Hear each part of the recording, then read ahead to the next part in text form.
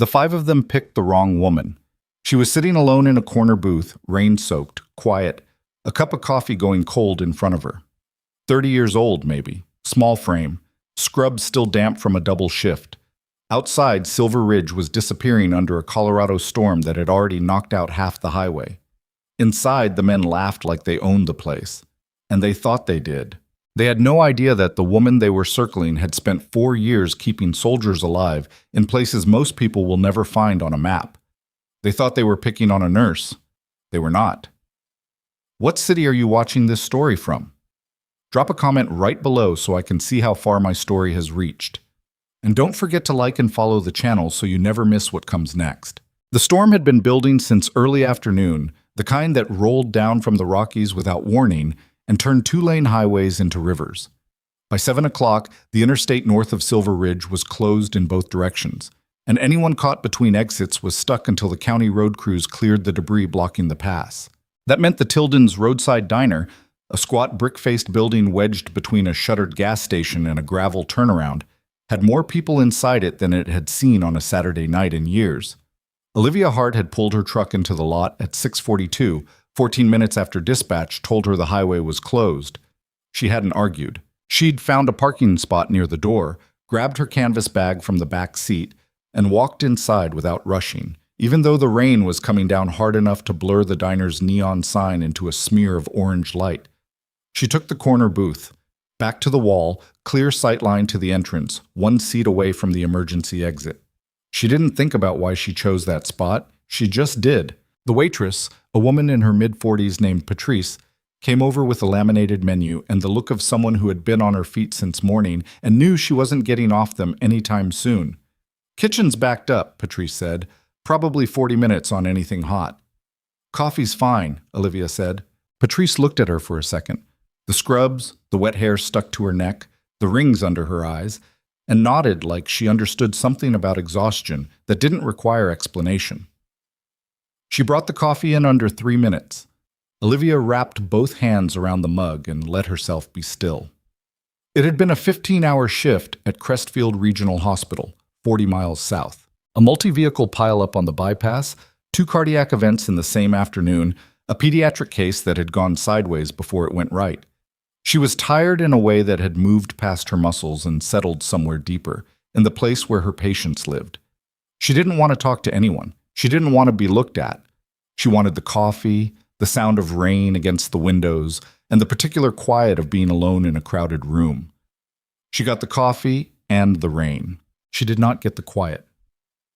The 5 men were already there when she arrived, settled into the long booth near the counter.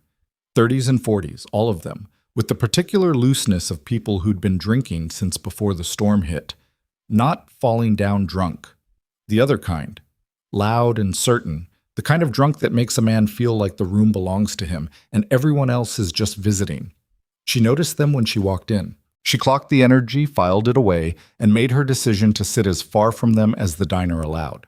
For 40 minutes, it worked. She read the weather alerts on her phone, ate half a piece of pie Patrice brought without being asked, and watched the parking lot through the rain-streaked window. The diner filled up as more stranded drivers came in from the highway. Families with kids, a pair of truckers, an older couple from somewhere out of state. The noise level climbed and the booth felt less exposed. Just another body among bodies. Then one of the men looked over. She felt it before she saw it. A shift in the quality of the noise from their booth.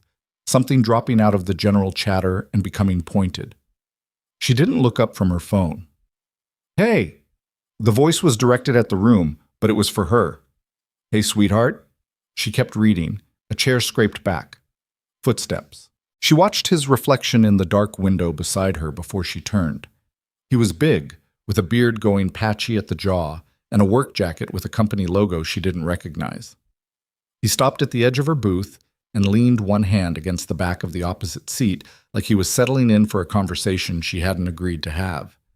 "You look like you could use some company," he said. "I'm fine," Olivia said. She didn't look up from her phone for more than a second. Rough night to be sitting alone. "I'm not alone, I've got coffee." She turned her screen face down and picked up her mug. He laughed. Not a warm laugh, the kind that comes out when a man thinks he's been clever at someone else's expense. He looked back at his table and two of the others were watching, grinning. "Got a little attitude, doesn't she?" he said to no one in particular, and then back to her. "Come on, we're just being friendly." "I appreciate that," Olivia said, in the tone she used with patients who were frightened and making it everyone else's problem. Level, careful, not unkind, but not soft either. "I'd like to sit by myself." He didn't move. She set down her coffee. His name, she'd learn later, was Dale Pruitt. 38 years old, worked for a regional pipeline contractor, and had never in his adult life had a woman in a diner look at him like she was doing a quiet calculation about how quickly she could make him irrelevant. It bothered him in a way he didn't have the self-awareness to name, so he turned it into something else.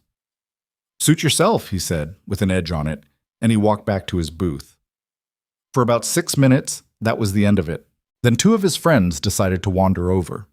They didn't ask. They just appeared, one sliding into the bench across from her, the other pulling a chair from the nearest empty table and dropping it at the end of the booth with a sound that made the family 3 tables over glance up and then quickly glance away. "She's shy," Dale called from across the diner. The men laughed. "We're not going to bother you," said the one who'd sat in the booth across from her. He had a wide, flat smile and the confident posture of a man accustomed to getting his way through persistence rather than charm. "Just keeping you company. Storm's bad." Olivia looked at them both without speaking. She was doing the thing she always did in situations that might escalate. Not the thing most people noticed, which was that she went quiet, but the thing underneath it, which was that she started counting. Exits, distances, angles, the family near the window, Patrice behind the counter, watching now, the truckers who hadn't looked up yet. "I asked your friend to give me some space," she said. "Same goes." "We heard you," the second man said. He was leaning back in the chair he'd pulled over, arms crossed, wearing a smile that didn't reach his eyes. "We just don't agree." There it was, the part where it stopped being about boredom or bad judgment and became something else. Olivia set her phone in her jacket pocket. She put both hands flat on the table and breathed out slowly through her nose. Outside, a crack of thunder moved through the building like a physical thing, and the lights in the diner flickered once. "You need to go back to your table," she said. "Or what?" the first man said, still smiling. She didn't answer that. She turned her head slightly and caught Patrice's eye across the room. Patrice already had one hand near the counter phone. Small mercies. Dale appeared again. He brought the other two with him, which meant all 5 were now clustered around her booth, one in the seat across, one at the end, 3 standing or leaning nearby, and the effect was deliberate. A closing of space, a removal of options. She'd seen this kind of geometry before, in different countries, under different conditions, and the particular coldness it produced in her chest was familiar. She did not let it show on her face. "Look at her," Dale said to the others. He was looking down at her with the expression of someone who had decided she was a problem he found amusing rather than one he needed to solve. Sitting there like she's got nothing to worry about. "I don't," Olivia said. That got a bigger laugh. The man sitting across from her shook his head like she'd said something genuinely funny. The lights went out. Not just a flicker this time. A full outage. The overhead fluorescents, the counter lights, the neon in the window, all of it gone at once, dropping the diner into the pale blue-gray dark of stormlight coming through the windows. For a second, nobody moved. Then people started reaching for phones, turning on flashlights, and the diner filled with broken beams of light and the sound of the rain hitting the roof, which was much louder now without the ambient hum of the building. One of the men reached for Olivia's arm in the dark. She felt the fingers close around her wrist. And then she moved. It happened fast and almost without sound. She turned her wrist against the weak point of his grip, used the rotation of her forearm to break the hold, and applied 2 fingers of pressure to the inside of his elbow joint at exactly the angle that makes that particular hold both painful and disorienting. She didn't pull back. She didn't stand up. She didn't raise her voice. She simply redirected, and the man made a short, sharp sound and yanked his arm back like he'd touched a stove. "What the—" "Don't do that again," Olivia said. Her voice was the same as it had been all night, flat, patient, tired. Phones lit up around them. In the uneven light, several people in the diner were watching now. The family near the window, the older couple. One of the truckers had turned around on his stool. The man who'd grabbed her was rubbing his elbow with a look on his face that had gone from startled to something harder. "She grabbed me," he said. "You grabbed her," Patrice said clearly from behind the counter. She had her phone up. The light on the camera was on. "I saw it." Dale looked at Olivia. The smirk was gone. In the bad light, with the rain still hammering the roof and 5 men standing around a corner booth in a diner off a closed highway, Olivia Hart looked back at him with the same expression she'd been wearing all night. Not scared, not angry, not performing anything for anyone. And he felt something shift in him that he wouldn't be able to explain later when the deputies asked him why he'd backed up a step. She just didn't look like someone who was calculating how to get out. She looked like someone who had already decided she didn't need to. One of the other men, the one who'd been standing on the left, quieter than the others all night, the one named Ren Caulfield, who'd done 4 years in the Marines before a knee injury took him out, had been watching Olivia with a different kind of attention for the last several minutes. He'd noticed the way she sat, the way her eyes moved, the way she'd handled the grab like it was a muscle memory rather than a decision. And now, in the beam of someone's phone light, he caught a glimpse of something at the edge of her collar where the scrub top had shifted. A small tattoo, dark blue, partially obscured by the fabric. A specific symbol.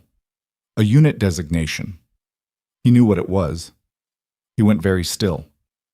"Dale," he said. His voice was different from a moment ago, quieter, with a quality to it that made Dale look over. "What?" Ren didn't say anything else right away. He was staring at Olivia's collarbone, at the tattoo. He looked like a man running through something in his head and not liking where it was landing. "Dale," he said again, "we should go back to the table. We're fine where we are." "No." Ren looked at him. "We should go back to the table. Right now." Dale stared at him. "What is your problem?" Ren looked at Olivia. She looked back at him.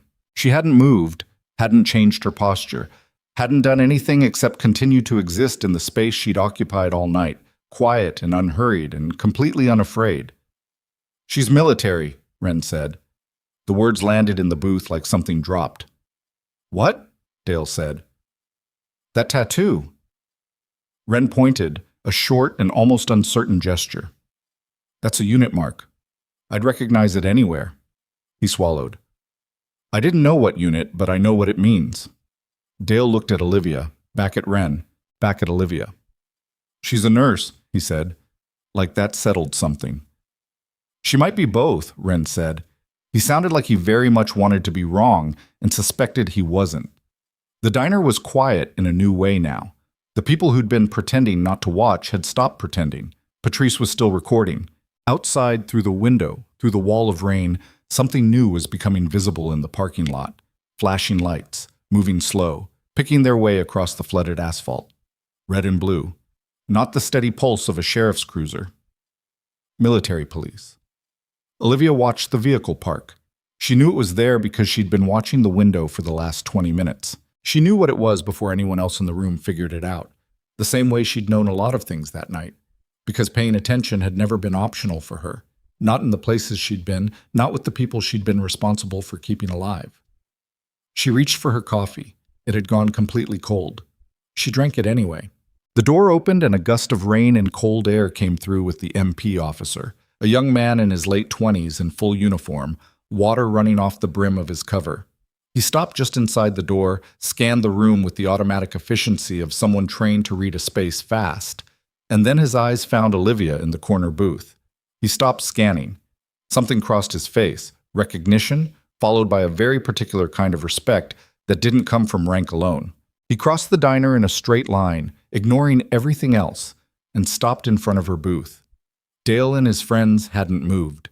They were still standing there in a loose cluster around a corner booth, 5 of them, looking at a military police officer who was looking at the woman they'd spent the last 40 minutes making a project of.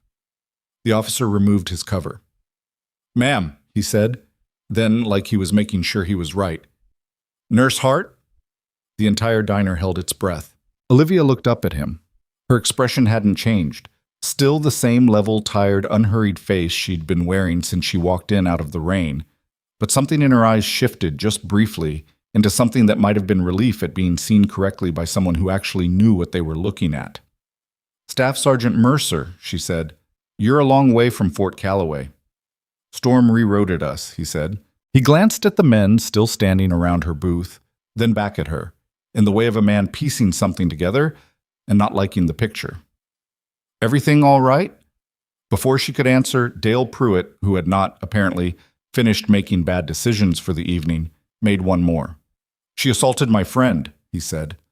Mercer turned to look at him. It was a specific kind of look, the kind that doesn't carry anger or threat, but carries a weight of classification. The look of someone sorting information into categories without saying what those categories are. He looked at the man who'd been rubbing his elbow, at the four others, at Patrice behind the counter, still holding her phone, at Olivia, sitting in the corner booth with her hands around a cold coffee cup, expression unchanged. Is that right? Mercer said. He was not asking Dale. He looked back at Olivia. They surrounded my booth, she said. One of them grabbed my wrist. I removed his hand. She grabbed him first, Dale said. Mercer said nothing. He looked at Patrice. Patrice held up her phone without being asked. The camera light was still on. Something moved across Dale Pruitt's face then. Not fear exactly, but a first dim awareness that the shape of this evening had changed in a way that was going to require more from him than he'd budgeted for. He looked at the five of them, this small cluster of men who'd walked into a diner during a storm, and decided a woman eating alone was an opportunity. And for the first time he seemed to notice how they looked from the outside, how they looked to the families who'd stopped pretending, how they looked to the older couple and the truckers, and the people standing near the walls with their phone flashlights casting shadows up the ceiling. We were just talking to her, he said. His voice had gone quieter. The certainty had left it. Mercer looked at Olivia. I need you to stay put for a few minutes, he said. I'm going to call this in. He stepped away toward the door and keyed his radio. Olivia turned back to the window. The rain was still coming down. The parking lot lights running on emergency power turned the puddles into scattered mirrors. In one of them she could see a fractured reflection of the diner interior. The booths, the scattered phone lights, the five men who'd stopped moving, and herself, small and still in the corner, a woman who had driven home from a long shift and been interrupted by people who looked at her and saw nothing worth paying attention to. She thought about the last time someone had looked at her that way. It had been in a field hospital in a country she couldn't name in public, and the person who'd underestimated her that time had been an insurgent with a field knife and the profound bad luck of picking the wrong tent. She'd kept 3 soldiers alive that night while accounting for the threat herself. She'd filed a report in the morning and went back to work. She looked at Dale Pruitt, who was no longer meeting her eyes. She thought about saying something. She decided it wasn't worth the syllables. Mercer came back from the door. Behind him, through the rain-blurred glass, a second vehicle had pulled into the lot, a county sheriff's unit, local deputies responding to the same call Patrice had apparently gotten through before the landlines went down. Ma'am, Mercer said quietly, stopping at the edge of her booth.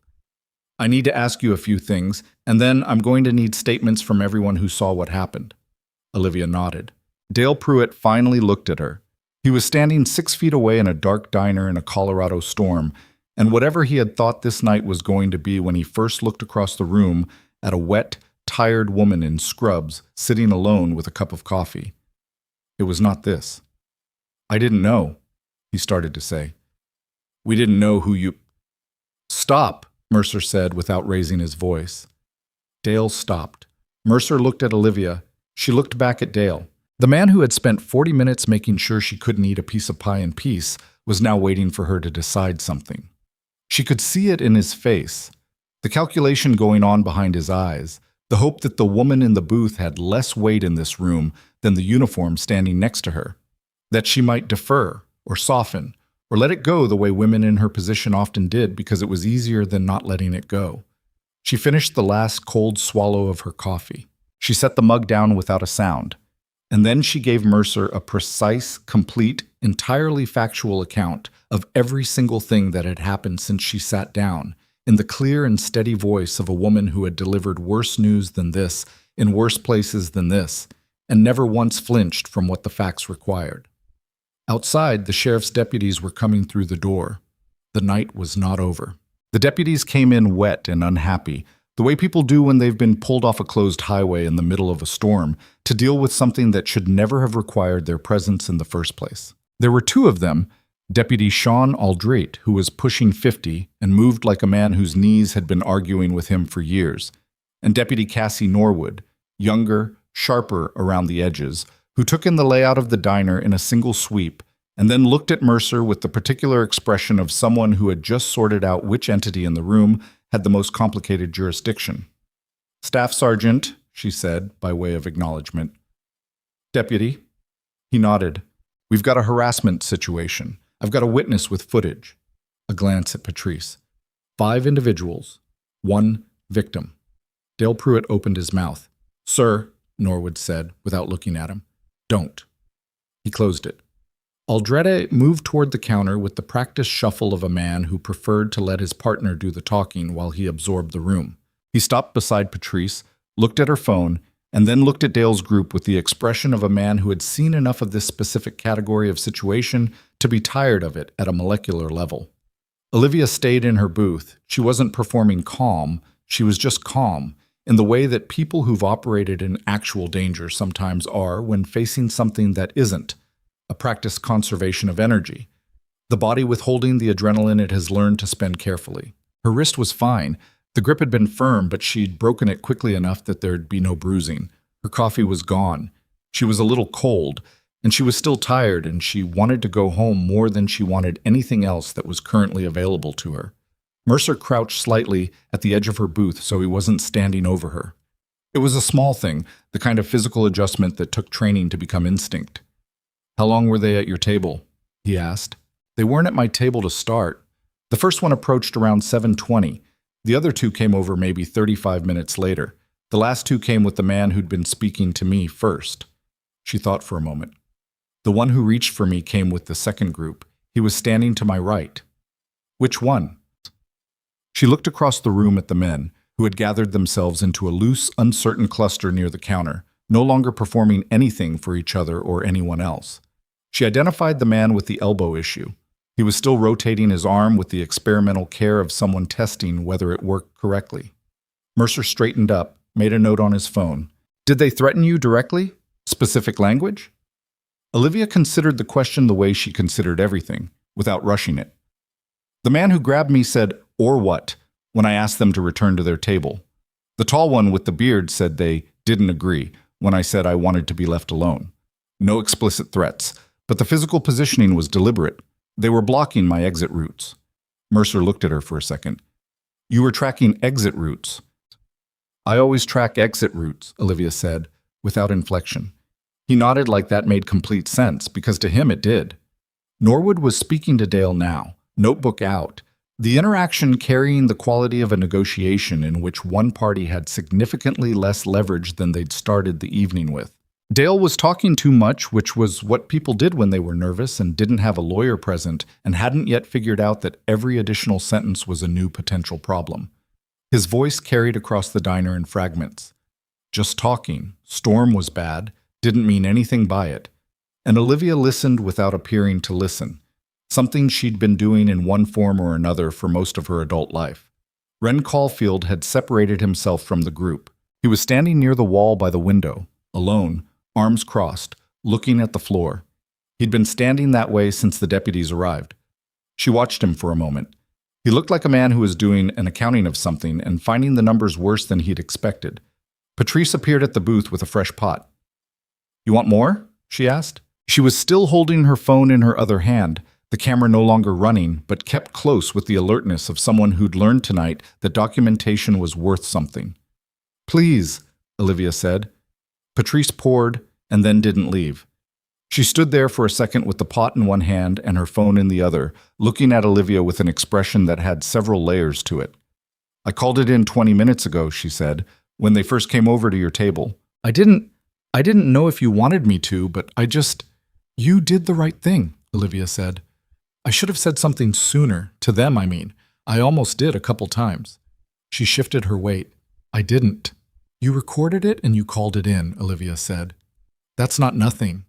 Patrice looked at her for a moment, then nodded once and moved away, because there were other people in the diner and the coffee still needed pouring. Olivia drank and watched and said nothing, and the room continued to sort itself out around her. It took about 20 minutes for Norwood and Aldrete to collect initial statements from the principals. The man whose elbow Olivia had redirected, she'd learned his name was Kyle Ferris, described the incident as an unprovoked attack. Norwood listened to him with her pen moving and her face giving away nothing, and then she asked him to show her the grip he'd applied to Olivia's wrist, using her own wrist as a demonstration model, and Kyle demonstrated it without apparently understanding what he was doing, and Norwood said, "Okay," in a tone that was not remotely okay, and wrote something in her notebook. 3 other witnesses gave statements that described things in a sequence inconsistent with Kyle's account. The family near the window, the trucker who'd turned around on his stool, one of the stranded drivers who'd come in from the highway and spent the whole thing watching from a counter seat. The older couple from out of state, a man and woman in their late 60s who'd been sitting near the door and whom Olivia hadn't paid much attention to, turned out to be the most useful. The woman had taken written notes on a paper napkin starting about 10 minutes into the confrontation. Because she was a retired court reporter and old habits don't stop because you're stuck in a Colorado diner during a rainstorm. She handed the napkin to Deputy Aldrete with the directness of someone donating to a cause they feel strongly about. Aldrete looked at the napkin. He looked at the woman. He folded the napkin carefully and put it in his shirt pocket. "Thank you, ma'am," he said. "I've seen worse," she said, "but not recently." Norwood came back to Olivia's booth. She had the notebook closed now, held against her side, and she pulled out the chair across from Olivia in a way that was half professional habit and half something more personal. "Your account is consistent with 4 independent witness statements," she said. "The footage from the waitress corroborates the wrist grab and the positioning." She paused. "I want to ask you something off the record for a second." Olivia waited. "When he grabbed you, the way you broke it, where did you learn that?" "I've had training," Olivia said. "Military?" "Among other things." Norwood looked at her. She was maybe 32, with the kind of face that processed information faster than it showed it. "Mercer said you were at Crestfield Regional." "I'm an ER nurse, yes." "Before that?" Olivia looked at her steadily. "That's a longer conversation than the situation requires." Norwood almost smiled. "Fair enough." She stood up. "We're going to take formal statements outside, get them separated. You'll need to give yours formally. I know you gave it to Mercer, but for our report, we'll need it in writing." "That's fine." "It'll take a while. Storm's not moving." "I know," Olivia said. "I'm not going anywhere." Norwood nodded and moved away, and the business of official processing began. That particular unglamorous machinery of law enforcement and paperwork, and people being separated into different corners of a room that had run out of ways to pretend this was an ordinary evening. Dale Pruitt was placed at the far end of the counter. He sat on a stool with his elbows on the formica and his head down at an angle that was somewhere between sulking and thinking, and occasionally he looked toward Olivia's booth with an expression that had been going through stages all night and had now arrived somewhere complicated. Not apologetic, exactly. Not hostile anymore. Something in between. Something that didn't have a clean name. Kyle Ferris sat near him, still rotating his elbow. The other 3, a man named Greg Pell, who'd barely said anything all night, another named Tony Schraft, who'd said plenty, and Ren Caulfield, who'd said almost nothing, were spread across different areas of the diner, each with the slightly stunned quality of people who had walked into a building 2 hours ago expecting nothing and were now involved in something that was going to follow them home. Ren Caulfield was the one she kept returning to, not because he concerned her, but because he interested her in a professional sense. He'd been the one to try to stop it. He'd recognized what he was looking at, which meant he'd paid attention to things the others hadn't, and he'd done the correct thing with the information even when it cost him social capital with the group he'd come in with. That was worth something.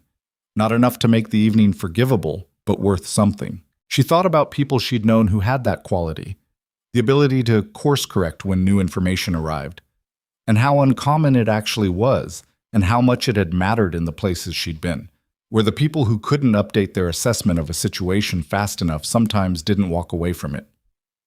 Mercer reappeared at her booth around 8:45. He had the look of a man who'd been on his radio and received information that had changed the color of his evening. "I need to tell you something," he said. "Okay." He sat down across from her. Not the tentative lean-in of an officer taking a statement, but the settled posture of someone about to have a real conversation. He put his cover on the table between them. One of the deputies ran the group, he said. Standard check. Greg Pell, the quiet one, has a prior harassment charge from 2021. Filed, not prosecuted. Victim withdrew. He paused. Kyle Ferris has a restraining order violation from 2023, also in Garfield County. Olivia was quiet. Tonight isn't their first time, Mercer said. It was not a question. I didn't think it was, she said. He looked at the table for a moment, then back at her. Can I ask how you're doing? And I mean that as a person, not as a reporting officer. She considered the question seriously, the way she tried to consider all serious questions. I'm tired, she said. I had a long shift before this. I have a drive home that's still a couple hours when the road opens, and I would like very much to have gotten through one Thursday night without having to manage something like this. That's fair, he said. But I'm fine, she added. Not performing it, just stating a fact about her own interior. I know you are, he said. That's kind of the thing. There was something in the way he said it. Not flattery, not admiration exactly. More like a particular species of exhaustion that comes from watching someone demonstrate, repeatedly and under conditions that shouldn't require it, that they're capable of handling what's in front of them. Mercer had been stationed near Fort Calloway for going on 6 years. He knew things about Olivia Hart's record that were not public knowledge. Not all of it. Some of it was classified in ways that meant even people with clearance didn't know the full picture. But enough. He knew that the woman sitting across from him with cold coffee and wet hair had on at least 3 documented occasions made decisions under fire that saved lives that the official record described only as significant contributions during a contested medical evacuation and other language of that kind, the kind that compresses extraordinary things into words that don't break security protocol. She had never told anyone about any of it. She had just come home and started working at Crestfield Regional, and nobody there knew, and she had not corrected them. They're going to try to make something of the elbow thing, he said. I know. Kyle Ferris is talking about filing a complaint. Olivia looked at him. He can file one. I know. He didn't look worried, and he didn't look like he was performing not worried. He just wasn't. Patrice's footage is clean, 4 corroborating witnesses. He grabbed your wrist. You applied a defensive hold and released immediately. Nobody's filing anything that sticks. Okay, she said. The thing is, he said, and then he stopped. What? He turned his cover over on the table once, a small, habitual fidget. Norwood is a good deputy. She's going to do this right. But she's also about to find out more about you than you've probably let most people around here know. Because I had to give her some context for why I recognized your name and responded to the location. He met her eyes. I should have asked you first, I'm sorry. Olivia looked at him for a moment. She thought about being irritated. She decided she didn't have the energy. It's fine, she said. It was going to come out anyway. Maybe. But you should have had the choice. She appreciated that he'd said it. She didn't tell him so, but she appreciated it. Outside, the storm was doing something different. Not quieter exactly, but changed in quality. The rain still heavy, but the lightning pulling back. The way Colorado storms sometimes shifted without warning. The puddles in the parking lot had stopped growing. It was still dark and still wet, and the highway was still closed, but something in the air had changed, the kind of atmospheric shift that came before the back half of the weather moved through. They sat in something that wasn't quite silence, because the diner was still full of people and noise, but had the quality of silence between 2 people who didn't need to fill the space. Then Dale Pruitt stood up. He had apparently reached a decision. You could see it in the way he pushed back from the counter stool. Deliberate, resolved, and the way he looked across the diner at Olivia's booth with an expression that had settled into something she recognized as the last mistake people made when they were in trouble and didn't want to believe it. He was going to try to negotiate with her. She could tell from 15 feet away. Mercer saw it too. He started to stand. I've got it, Olivia said quietly. He looked at her. She looked back at him. He sat back down. Dale crossed the diner. Norwood was talking to one of the other witnesses and caught the movement in her peripheral vision, but held on the statement, watching. Aldrete, near the door, turned slightly and kept watching too. Dale stopped at the edge of Olivia's booth. He was a large man, and he'd spent most of the last 2 hours using that size the way men sometimes did, as an ambient pressure, a reminder of disproportion. Now he was just a large man standing in a diner who'd run out of advantages. "Look," he said. His voice was lower than it had been. "I think this whole thing got out of hand." Olivia looked at him. She didn't say anything. "Kyle shouldn't have." "I know that. We weren't trying to threaten you. It was a bad call, and I'm not saying it wasn't. I'm just saying we didn't know who you were." The diner was quiet enough that people could hear this, and some of them were. She could feel the weight of the room settling on the moment. "I know you didn't," she said. Something in his face shifted slightly. A loosening, the first beat of a man thinking maybe this was going to be okay after all. "So I'm asking if you'd be willing to just let Norwood and the officer handle it informally," he said. "No formal complaint. You've got the footage, you've got witnesses, we know that. I'm not trying to argue. I'm just asking you to consider—" "I already gave my statement," Olivia said, "to both of them, in writing." The loosening stopped. "The process is already running," she said. "I didn't start it to negotiate it away at the end. You cornered me in a booth for 40 minutes. Your friend grabbed my wrist, that's what happened, and it's what I said happened, and it's what the record will say happened." She kept her voice exactly as level as it had been all night. Not cold, not punishing, just factual. "If you have a concern about the process from here, you should talk to Deputy Norwood." Dale looked at her for a long moment. Something worked through his expression that she didn't try to read too closely. "You know," he said, with the last remnant of something harder coming back into his voice, "most people would appreciate someone trying to smooth this over." "I'm not most people," Olivia said. He stood there for one more second and then walked back to the counter without another word. Mercer, across the table, looked like a man working very hard not to have a visible reaction. "You've had practice saying no," he said. "I've had practice at a lot of things," she said. Norwood appeared at the booth 2 minutes later. She had her notebook open again, and behind her Olivia could see Aldrete moving toward the counter where Dale had resettled himself, and the two of them exchanged a brief look that carried a question and an answer. "I want to be straightforward with you," Norwood said, pulling out the chair again. "Based on what we have, footage, witness statements, the corroborating physical evidence, and the fact that 2 of the individuals in that group have prior records of harassment-adjacent conduct, we're looking at formal charges for at least 2 of them, possibly 3. "Okay," Olivia said. "Kyle Ferris's complaint about the defensive hold is going nowhere. I want you to know that." Norwood looked at her directly. "But I do need to ask you something, and I'm asking as a matter of completing the record, not because I have any doubt about what happened." Olivia waited. "Mercer told me you have military training. He didn't tell me specifics." "He shouldn't," Olivia said. "I'm not asking for specifics," Norwood said. "I'm asking whether the method you used to break the grab was standard self-defense or something more specialized." Olivia thought about how to answer that honestly. "It's a wrist release technique from close-quarters combat training," she said, "applied at reduced force. There's no injury because I didn't apply the follow-through." Norwood wrote something. "So you could have?" "Yes."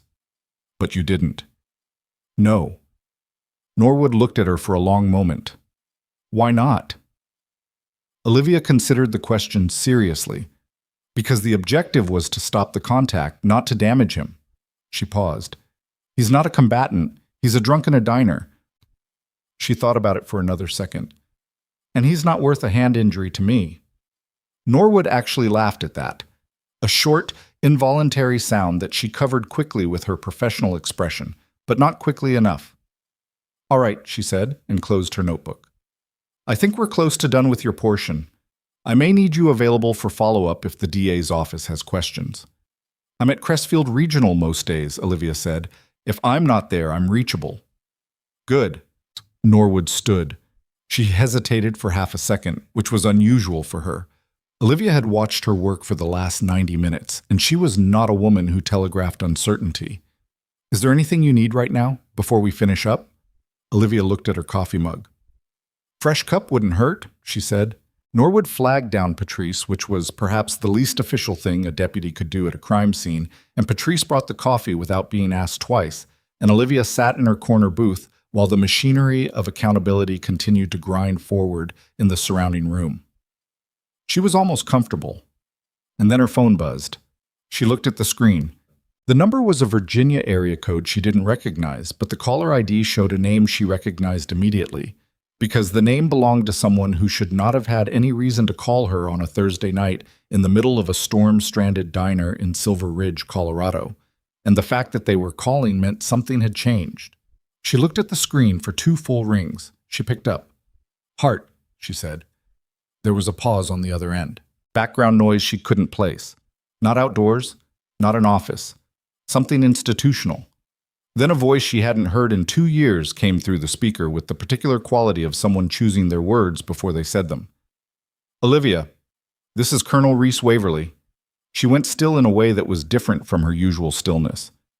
"Colonel," she said, "I know it's late. I know where you are.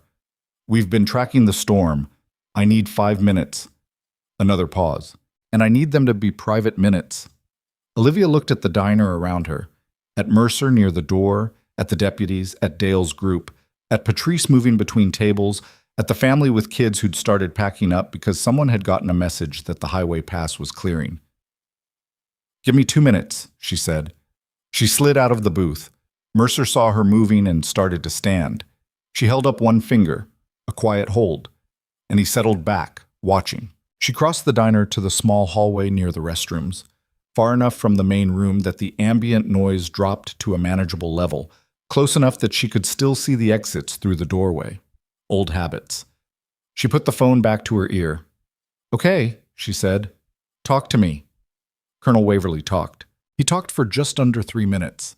And in those 3 minutes, the reason she'd left the military, the reason she was at Crestfield Regional, the reason she'd spent 2 years trying to put a particular kind of life behind her, all of it became relevant again in a way she had not wanted and had not seen coming. Not tonight, not like this, not while she was still dealing with the residue of a diner full of men who thought she was someone they could afford to ignore. When he finished, the hallway was very quiet. She heard the rain on the roof. She heard someone in the main room say something she couldn't make out. She heard her own breathing. "How long do I have?" she asked. 48 hours, Waverly said. "Maybe 72 if logistics hold. But Olivia—" He stopped. "It's Hargrove. And he's not alone." She closed her eyes for exactly 2 seconds. The name landed like a rock through glass, sudden, specific, and leaving a pattern behind that could not be made whole again. Captain Gerald Hargrove, the man whose name appeared in 3 classified incident reports that she had filed and that had subsequently been reviewed, redacted, and buried under layers of administrative language that amounted to nothing and had changed nothing. The man who had been quietly reassigned twice and had apparently, in the 2 years since she'd left, found new ground to operate on. "What did he do?" she said. Not a question. She already knew the shape of it. Waverly told her. She stood in the hallway of a diner in Silver Ridge and listened to what Gerald Hargrove had done, and by the time Waverly was finished, she had stopped hearing the rain. "I need you to understand," Waverly said, "that this isn't an official request. I don't have the authority to request anything from a civilian. You have the right to say no." "You wouldn't be calling if you thought I'd say no," she said. Silence. "No," he said. "I wouldn't." She looked down at the floor. Scuffed tile, the same floor the whole diner had, just with less traffic.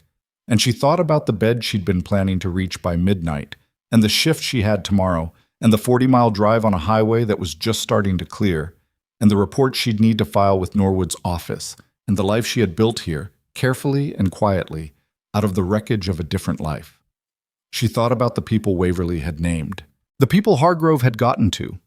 She thought about a field hospital and 3 soldiers and a night she couldn't talk about in public. "I'll need to make arrangements for my shift," she said. "I can help with that," Waverly said. "We have a contact at Crestfield Regional." "I'll make my own arrangements," she said. "Send me what you can. Secure channel. I'll call you in the morning." "Olivia." His voice changed slightly. "I'm sorry to put this on you. I know what you walked away from. I know why." "Don't be sorry," she said. "Just make sure the channel is actually secure this time." A pause. "It is." "Good," she said. Good night, Colonel. She hung up. She stood in the hallway for a moment, just breathing, just being a person who had just received information that was going to change things, standing in a hallway that smelled like industrial cleaner and old coffee, with the sound of a Colorado storm retreating overhead. Then she put her phone in her pocket and walked back into the diner. Mercer looked at her when she came through the door. He read her face with the speed of someone trained to read faces, and something shifted in his expression. Not alarm, not yet, but the alertness of a man who had just noticed that the situation in the room had changed in a way he didn't fully understand.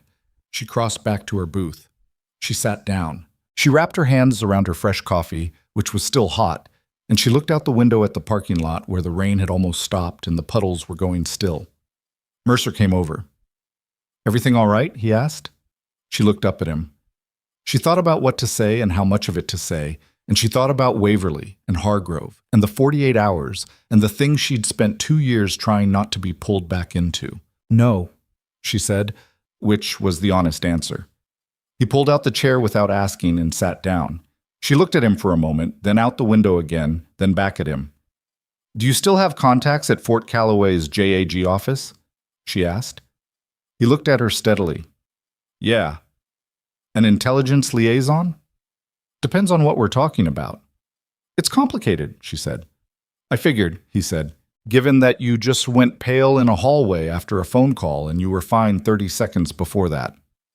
He waited. Who called you? She looked at the window, at the still puddles, at the dark parking lot going quiet as the storm finally moved on. Someone who needed to remind me, she said, that some things don't stay buried just because you want them to. Mercer sat with that for a moment. What kind of things? He asked. She looked at him, and what he saw in her face was something he hadn't seen there all night. Not fear, not even close to fear, but something that looked like the particular weight of someone who had been carrying a specific knowledge for a long time and had just been told that the weight wasn't done with them yet. The kind, she said, that get people killed when they stay buried too long. Mercer looked at her for a long moment without speaking, which she appreciated. He was the kind of person who understood that silence after a statement like that wasn't a gap to fill. It was a response. Hargrove, he said finally. She looked at him. I'm not asking you to confirm, he said. I'm just saying the name out loud because it's the only name I know that would put that look on your face. She said nothing, which was its own kind of confirmation, and he accepted it without pressing. He's been reassigned twice since you left, Mercer said. He wasn't reading from anything. This was knowledge he'd been carrying. I heard things. Nothing official, nothing that went anywhere. But people talk. People talked before, Olivia said. It didn't help. No, he said. It didn't. The diner was thinning out. The highway pass had opened 40 minutes ago, and people were settling their bills and pulling on jackets and moving back toward their interrupted lives. The family near the window was gone. One of the truckers, 3 of the stranded highway drivers. The older couple from out of state had left after the woman with the napkin had pressed her card into Deputy Aldrate's hand and told him to call her if the DA's office needed a deposition. She'd said it the way people say things they actually mean, rather than things they say to feel useful. Dale's group was still there. They weren't going anywhere. Norwood had been clear about that. 2 of them would be processed tonight. The rest would not be leaving until the deputies had collected all the signed statements, which was going to take a while longer regardless of what the highway was doing.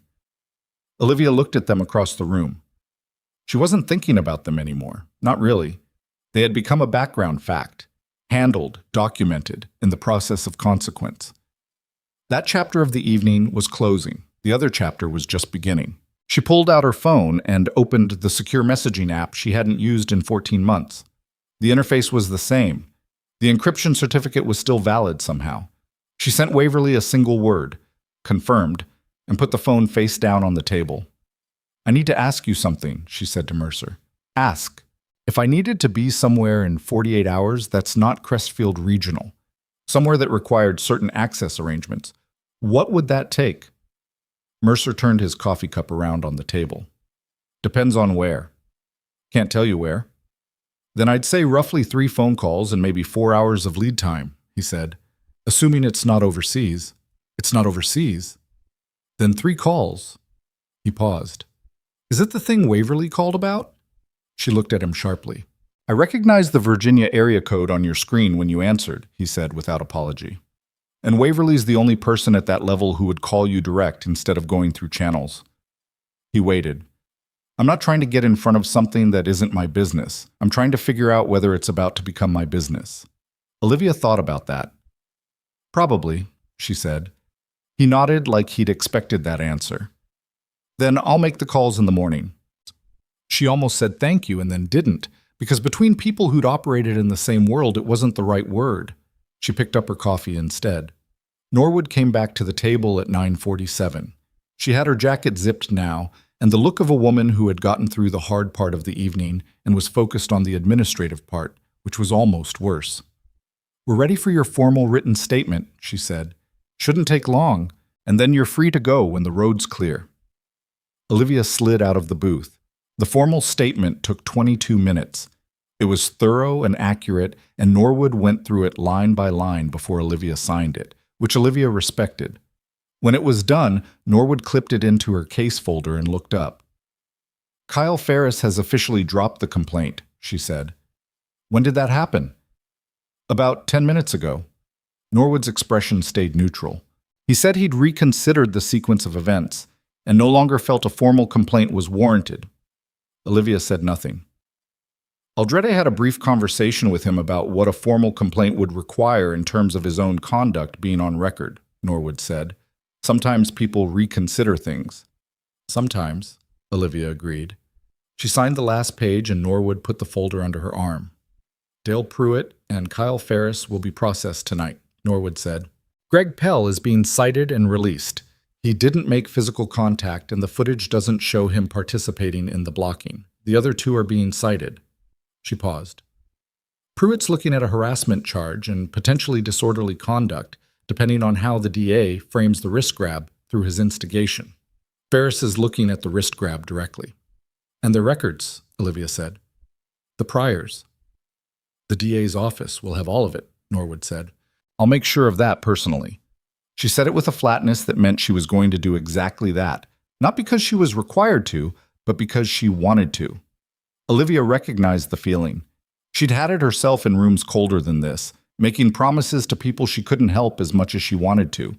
She walked back through the diner to get her bag from the booth. Patrice was behind the counter doing the end-of-night tasks, wiping down the surface, restocking the cups. The ordinary work of a place that had been through something and was now returning to its baseline. She looked up when Olivia came past. You heading out? Road's open, Olivia said.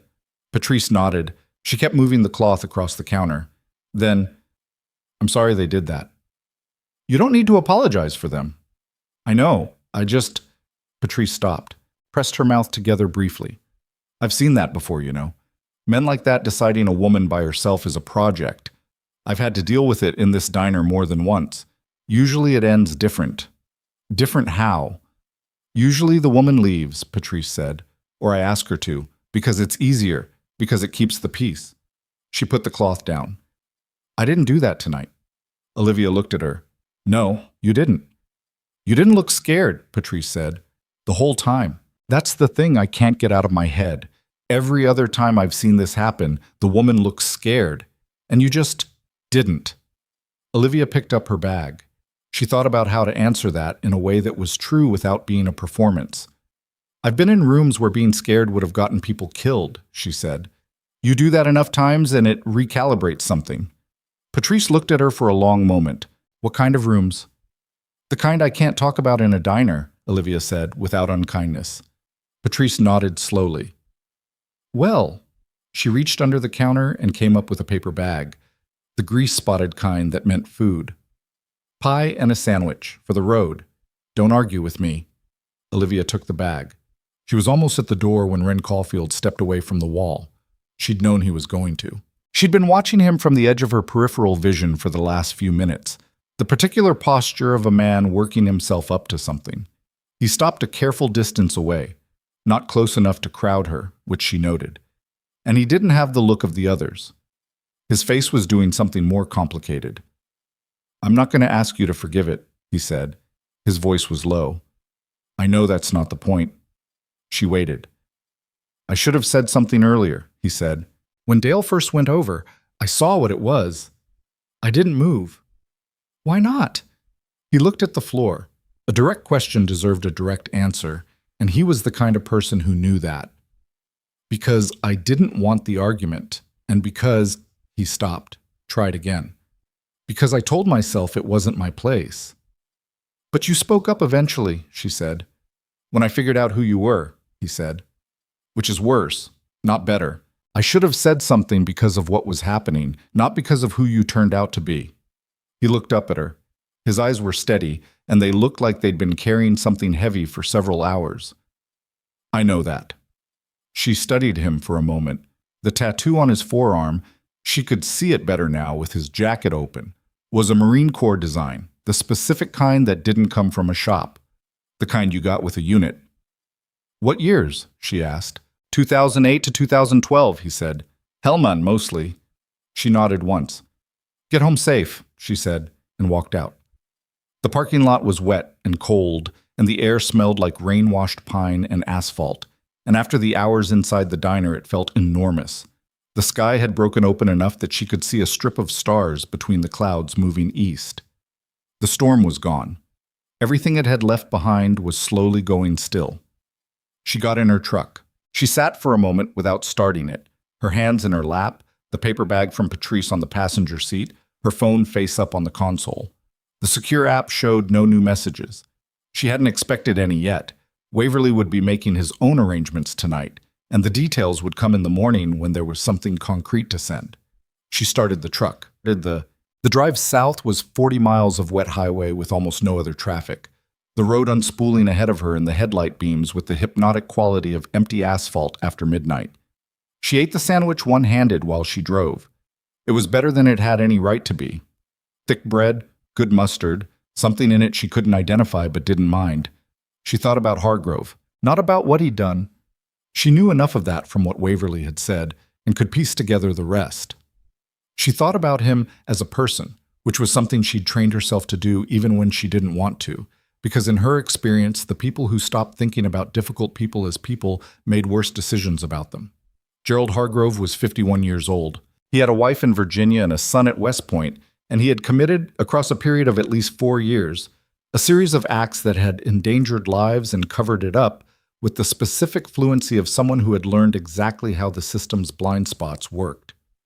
She had filed 3 reports. The first one had been reviewed and classified. The second one had been reviewed, partially redacted, and referred to a committee that issued a letter of concern and took no further action.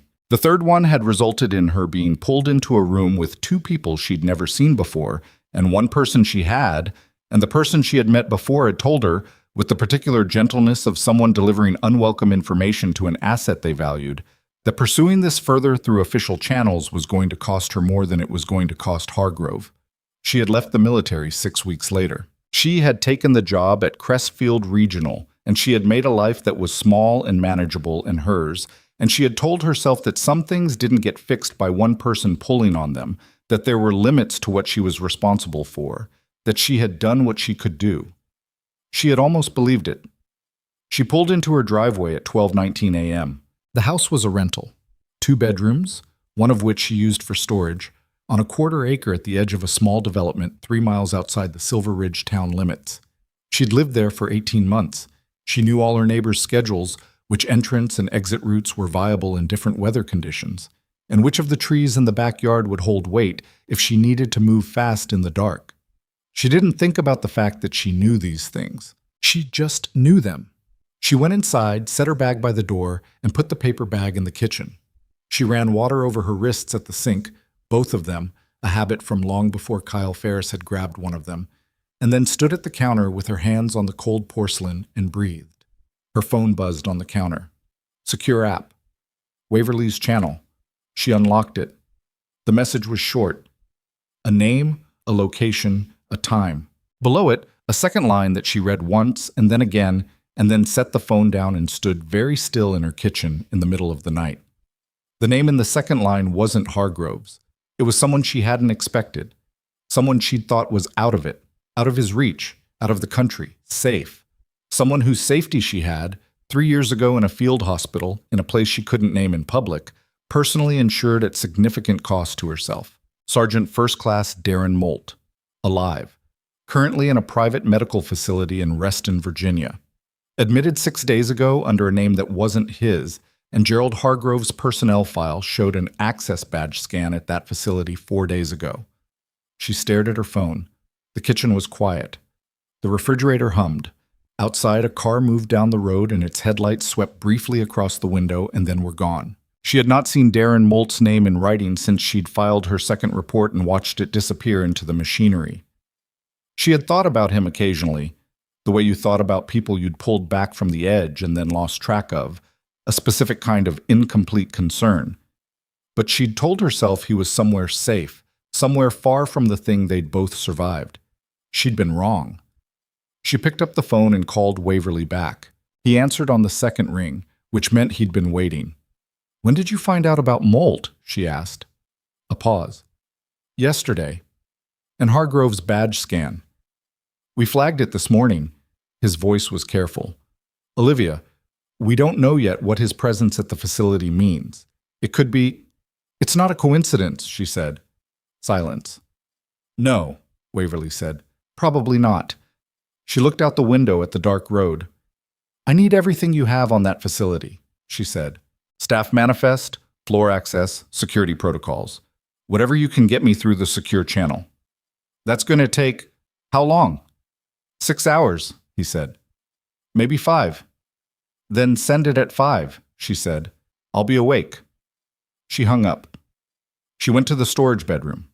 In the closet, behind 3 boxes of medical textbooks and a set of hiking gear she'd used exactly twice, there was a locked case she hadn't opened since she moved in, not because she'd forgotten it was there, because she'd made a decision about what kind of life she was going to live, and opening the case was incompatible with that decision.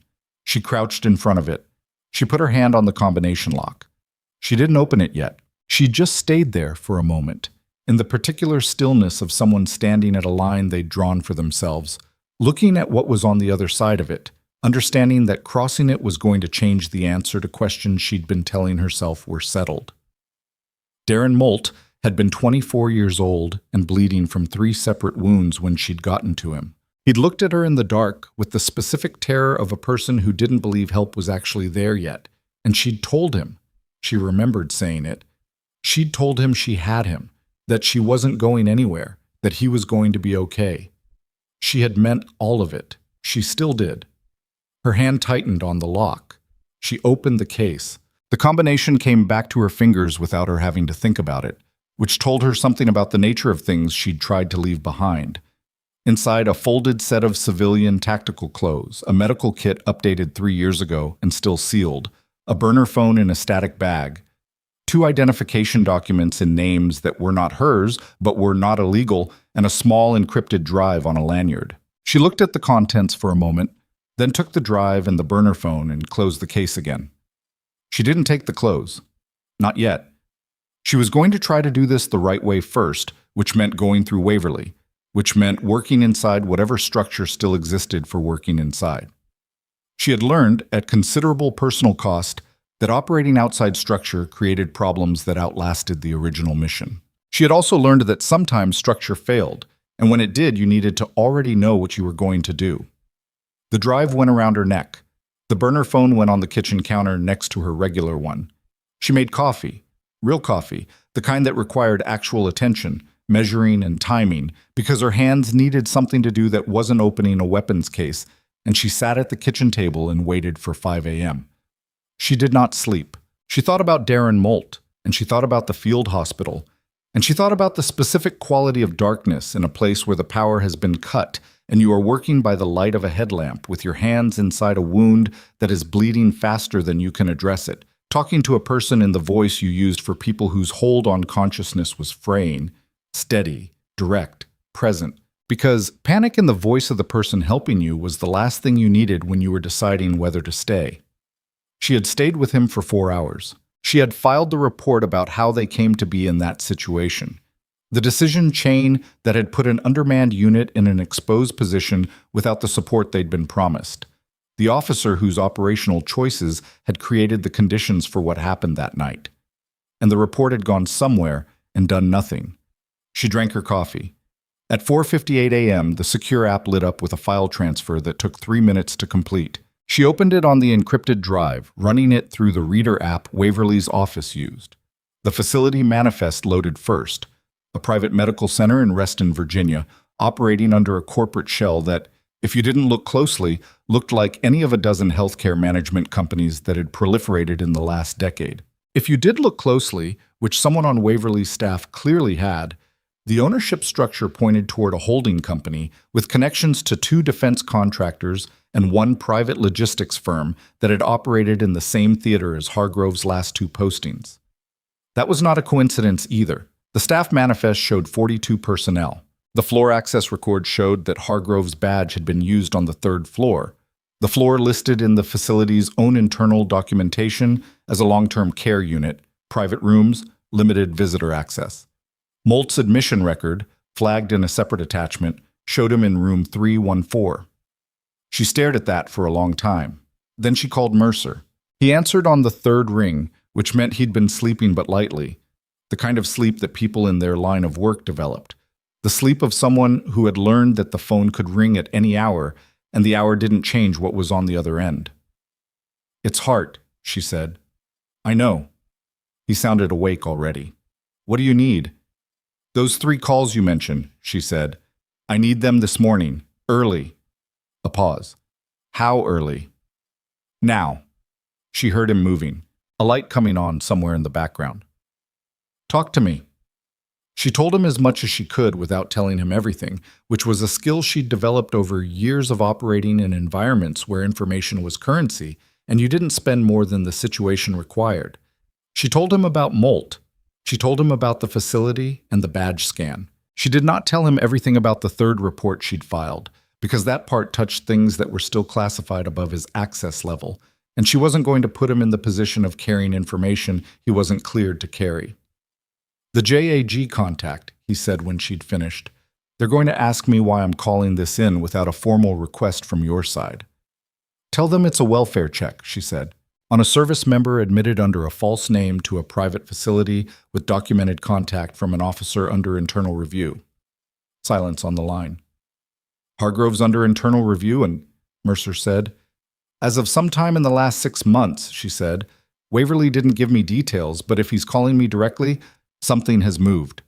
Another silence. She could hear him thinking. "All right," he said. "Give me 2 hours." She made more coffee. She drafted a message to the charge nurse at Crestfield Regional.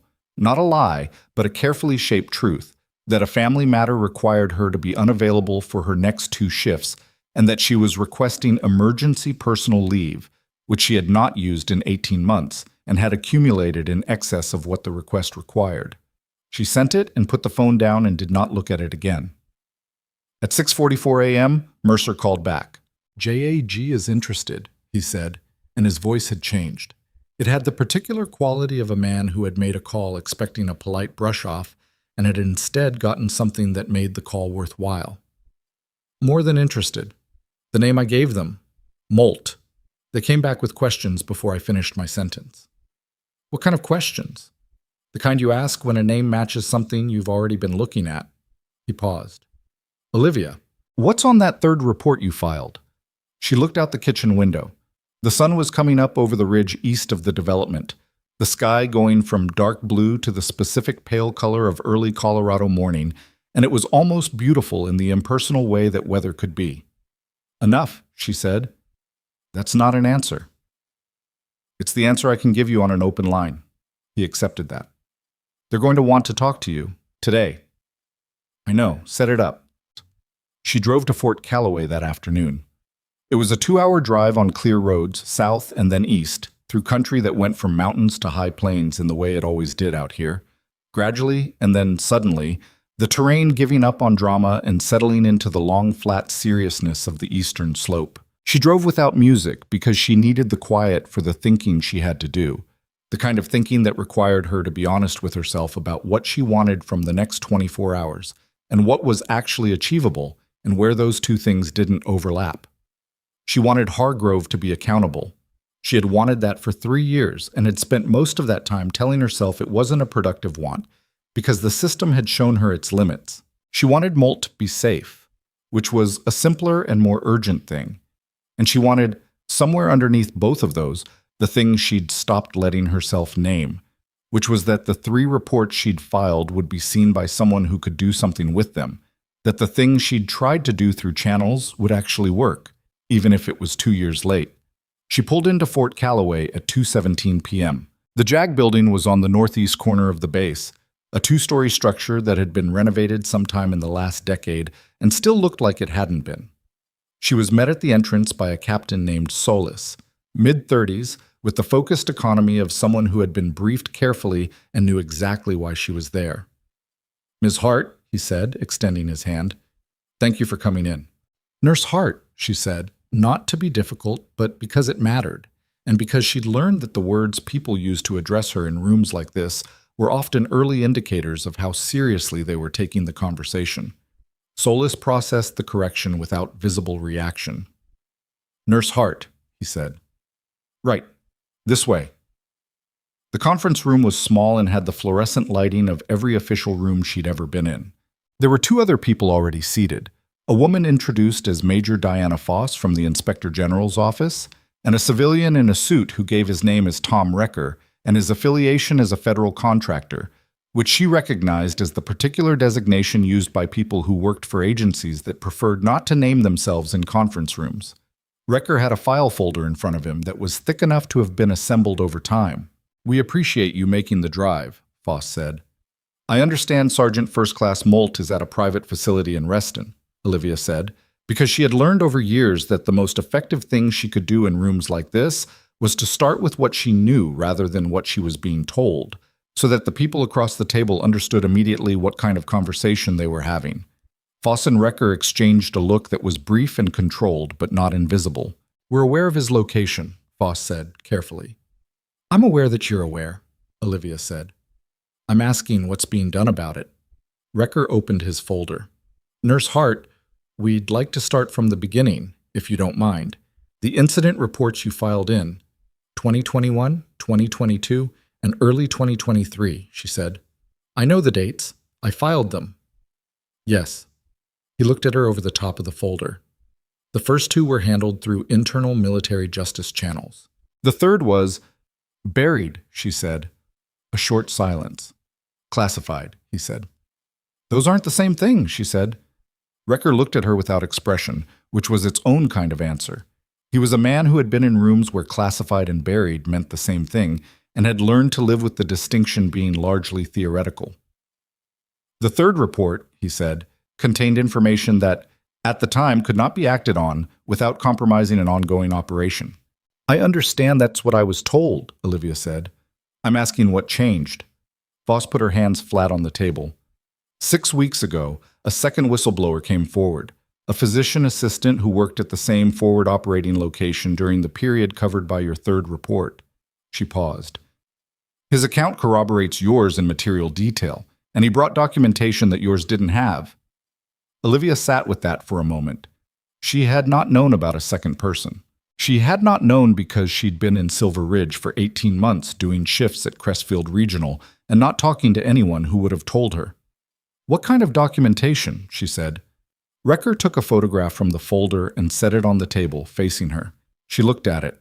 It was a photograph of a document, a medical record, partially redacted, with a name visible in the upper right corner that was not Molt's name.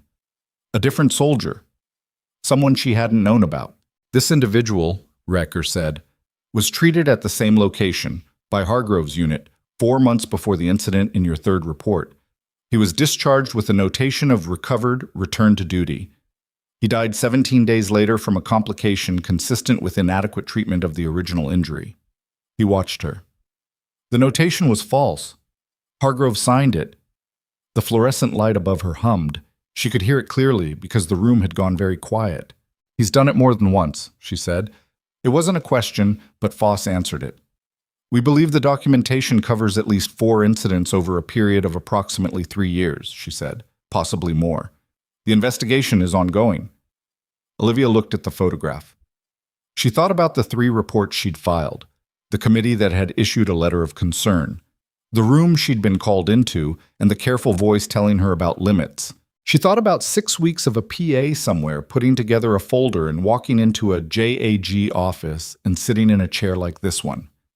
She thought about how things that should have happened in 2021 sometimes took until 2024 to happen, and how that gap was not an abstraction. It was measurable in specific people's specific injuries, in false notations and inadequate treatments, and a soldier who died 17 days after being told he was fine. "What do you need from me?" she said. Recker straightened the folder. "Your formal testimony on record, covering all 3 incidents in detail. We need dates, names, specific medical observations, the chain of reporting you followed." He paused. "And we need to know everything you remember about the night in your 3rd report. Everything. Not the version that went into the classified summary, the full version." "That's going to take several hours," she said. "We have time," Foss said. "And Molt," Olivia said. "What's happening with him today, right now, while we're sitting here?" Foss and Recker looked at each other again. This time the look lasted longer. "We have people at the facility in Reston," Recker said. "As of this morning, he's been moved to a secure medical wing at Walter Reed. He's stable." "What was his condition?" "Recovering from a surgical procedure that occurred approximately 8 days ago." She looked at him. "What procedure?" "We're still determining that," Recker said, and the way he said it told her that they had determined it and weren't going to tell her in this room, in this meeting, at this stage of the investigation. She noted that and stored it. "And Hargrove," she said. Recker closed the folder. "Captain Hargrove was placed on administrative suspension this morning," he said, "pending the outcome of the formal investigation." Administrative suspension. She'd heard that phrase before, in the context of the first report. It had meant, at that time, a reassignment and a letter of concern. She looked at Recker's face and tried to read whether it meant something different now. "Is he in custody?" she asked. A pause that lasted about a second too long. "Not at this time," Recker said. She breathed in slowly through her nose. "He knows you're building a case," she said. "We believe he may have become aware." "He was at that facility 4 days ago," Olivia said. "He knows Molt is a witness. He's known since the PA came forward that the timeline was moving against him." She looked at Recker steadily. "If he's not in custody, he has time to act." "We're monitoring." "You're monitoring," she said. It came out flat. Not angry, just flat in the way that flat things could be when they had weight behind them. "You're monitoring a man who has demonstrated over 3 years and at minimum 4 documented incidents that he makes decisions that cost people their safety when he feels cornered." She paused. "What happens when monitoring isn't enough?" The room was quiet. Foss looked at the table. Recker looked at Olivia. "We need your testimony," he said. "That's the most important thing you can do right now." She could argue with that. She chose not to, because he was right that it was important, and because arguing about what else needed to happen was not going to make the testimony happen faster, and the testimony was, as a factual matter, necessary. "Then let's start," she said. The testimony took 4 hours and 20 minutes. She talked about the first incident in precise clinical language, the patient presentation, the treatment decisions made above her level, the outcome, the report she filed. She talked about the second incident with the same precision, noting where her account aligned with what she'd written and where she had detail that hadn't made it into the written version because she hadn't known at the time that the detail would matter. She talked about the third incident with the specific, sequential recall of someone who had gone over it enough times in her own head that it had the structure of something rehearsed, even though it wasn't. It was just the way her memory organized events that carried a lot of weight. Solis sat in the corner and took notes on a laptop. Foss asked clarifying questions. Recker mostly listened, which she respected. It was harder to listen for 4 hours than to ask questions, and the people who were genuinely trying to understand something listened more than they talked. Around hour 3, she made a mistake. She was describing the positioning of the unit on the night of the third incident. The specific geographic situation, the communication failure, the request for support that had gone unanswered, and she said a number that was different from the number in her written report. Not significantly different, 4 personnel versus 5, but different. Recker caught it. "You said 4 in the report," he said. She stopped, thought. "I know. I was writing it 6 hours after the fact with a hand injury. 4 is the number I put in the report. 5 is the number I remember." She looked at him. I remember them by name. Do you want the names? He did. She gave them. He wrote them down and passed the paper to Solis, and she watched Solis type them and then do something on his laptop that she couldn't see from her chair, and the look that crossed his face when he read the result was the specific look of someone who has just found something they were looking for. She didn't ask what it was. She kept going. When she was done, Foss poured her a glass of water that had been sitting on the table for 4 hours and was room temperature. She drank it anyway. "This is comprehensive," Foss said. And it was not a compliment exactly, but it wasn't professional neutrality either. It was the particular tone of someone who had expected something useful and received something that exceeded their estimate. "I filed 3 reports," Olivia said. "None of them went where they needed to go. I've had a long time to remember the details." Recker had his phone out. He'd been looking at it for the last 3 minutes of the session, reading something, and his face had the controlled tension of a man receiving information that required him to change his plans. "What?" she said. He looked up. He looked at Foss. "Hargrove," he said. He stopped. "What about him?" Foss said. Recker put the phone face down on the table. It was a small motion, and it carried a significant amount of weight. "He tried to access Molt's medical record at Walter Reed 40 minutes ago," Recker said. "Remotely, using a current access credential that should have been suspended this morning." The room was quiet for a moment. "It wasn't suspended," Olivia said. "It was supposed to be," Recker said. "But it wasn't," she said. He didn't answer, which was the answer. She looked at the table, looked at the, She thought about what it meant that Hargrove had tried to access Molt's record 40 minutes ago, which was approximately 4 hours into her testimony, which was approximately the time it would take for information about what she was saying in this room to travel through the kind of informal channels that existed in every institution, regardless of how secure those institutions believed themselves to be. "He knows I'm here," she said. Recker looked at her. "Someone told him I was here," she said, "and he used an unsuspended credential to try to access the one witness who can corroborate the specific detail in the 3rd report that your PA's documentation doesn't cover." She kept her voice level. "Which means he knows what he needs to eliminate." The word eliminate sat in the room. Nobody pushed it off the table. Foss picked up her phone and made a call, stepping to the corner of the room, her voice low and quick. Recker was already on his own phone, and from the sound of his end of the conversation, someone on the other end was getting information they did not like receiving. Olivia sat in the chair and drank her room temperature water and thought. She thought about this case she'd built in 4 hours of testimony and the PA who'd walked into a JAG office 6 weeks ago, and Major Foss's face when she'd said at least 4 incidents, and the document with the false notation and the name of a soldier who'd died 17 days after being told he was fine. She thought about Hargrove trying to pull a medical record 40 minutes ago. She thought about what it meant that he was still free, still credentialed, still moving. And then Solis looked up from his laptop with an expression that changed the temperature of the room. "Ma'am," he said to Foss, "I found the 5 names Nurse Hart provided." Foss lowered her phone. "And?" Recker said. Solis turned the laptop to face the room. On the screen was a document, an after-action report from the night of the 3rd incident, the official version, the version that had gone into the classified record. 5 names. And in the command sign-off at the bottom, a signature and a date and an officer designation. The officer hadn't been Hargrove. He'd had someone else sign it. A subordinate. Someone who may or may not have understood fully what they were signing, who had been either complicit or used, and whose name was now on a document that contradicted the testimony Olivia had just given in 4 hours of careful, detailed, name-by-name, date-by-date account. Recker looked at the screen. He looked at Olivia. "Did you know about the alternate signature?" he said. "No," she said. "The name on this document," he said. He turned the laptop further so she could read it clearly. She read it. She looked at the name for a long time. It was a name she recognized, not because she'd worked with the person, not because she'd filed a report about them, because she'd spoken to them 2 hours ago in the parking lot of Fort Calloway when they'd offered to show her to the JAG building.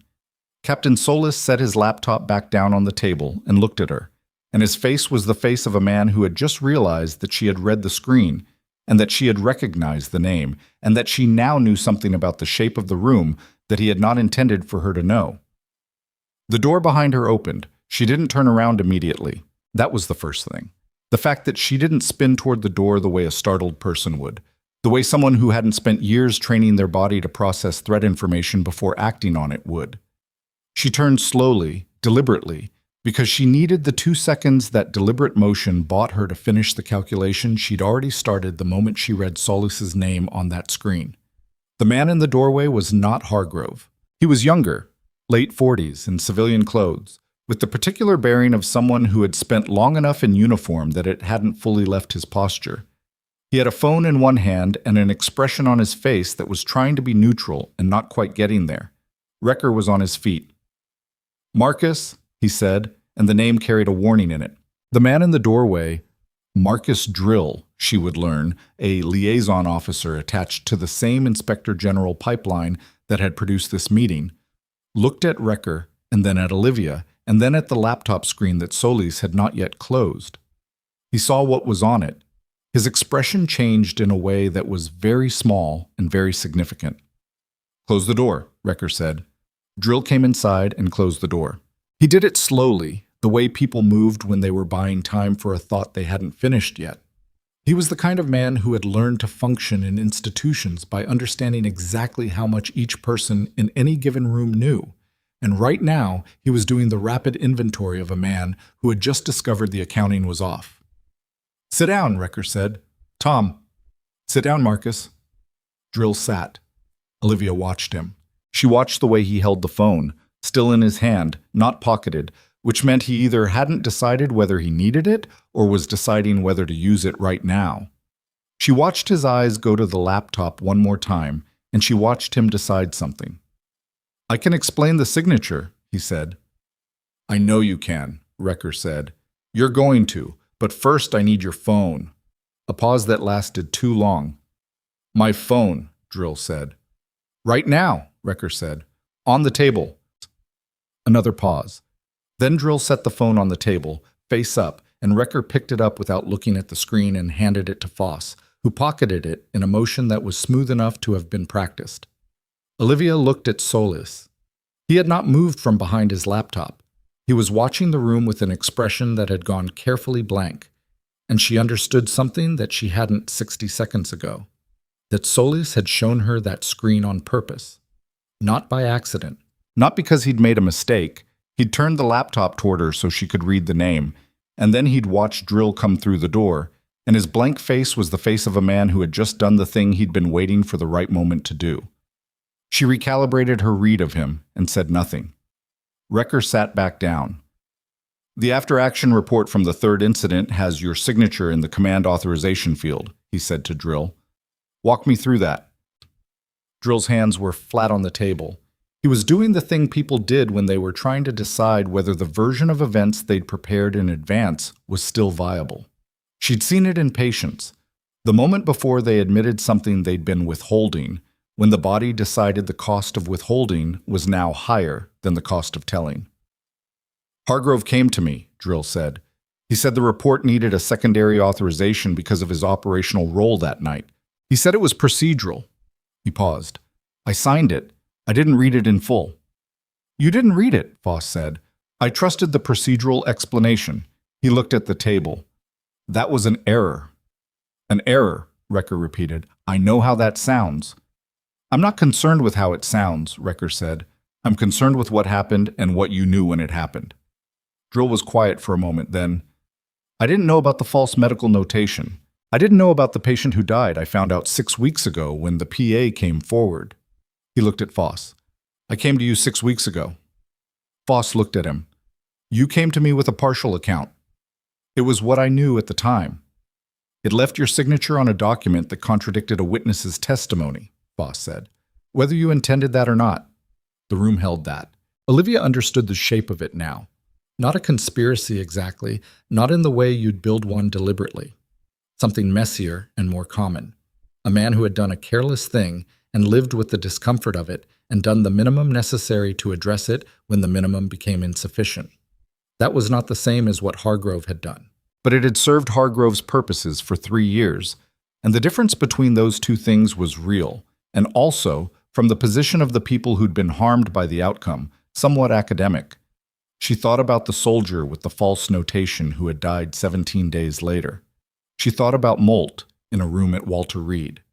She picked up her glass and finished the water. "I'd like to know," she said, to no one in particular, "whether Hargrove's credential has been suspended yet." Recker picked up his phone. He made a call that lasted 40 seconds. When he hung up, his face had the expression of a man receiving a grade he'd expected and still didn't like. "As of 8 minutes ago," he said. "Yes." "And his location?" "Being determined." She nodded. That was not reassuring, but it was what it was. She'd spent enough time in situations where the information available was incomplete to know that demanding complete information faster than it existed was not a productive use of energy. "What happens to the investigation now?" she said. Voss looked at Drill, who was still looking at the table, and then at Recker, and then at Olivia. "Your testimony stands," Voss said. The signature discrepancy creates a complication that we'll have to address in the evidentiary record, but the substance of your account is corroborated by the PA's documentation and by the names you provided that appear in the original classified version. She paused. "The investigation continues. Hargrove is suspended. The DA's office at the federal level has been notified." "Federal," Olivia said. "The false medical notation that contributed to a service member's death crosses into federal criminal territory," Recker said. "This is no longer an internal military justice matter." She sat with that. 3 years. 3 reports. A committee that issued a letter of concern. A room with careful voices telling her about limits. And now, federal. The word had a weight she hadn't let herself anticipate, because anticipating things that might not happen was a way of spending resources she couldn't afford to spend.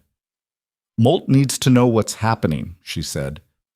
"He's been informed that the investigation is active," Voss said. "That's not the same as knowing the full picture." She looked at Voss directly. "He spent however long in a private facility under a false name. He deserves to understand why and what's being done, and by whom." She paused. "Can I see him?"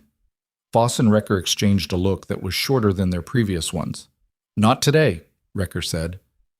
"The medical team at Walter Reed needs to assess tomorrow," she said. A pause. "We'll arrange it," Voss said. Olivia stood up. Her back ached from 4 hours in a conference room chair, and she was running on the coffee she'd made at 4 a.m. and the sandwich Patrice had put in a paper bag 17 hours ago. She was tired in a way that had layers to it.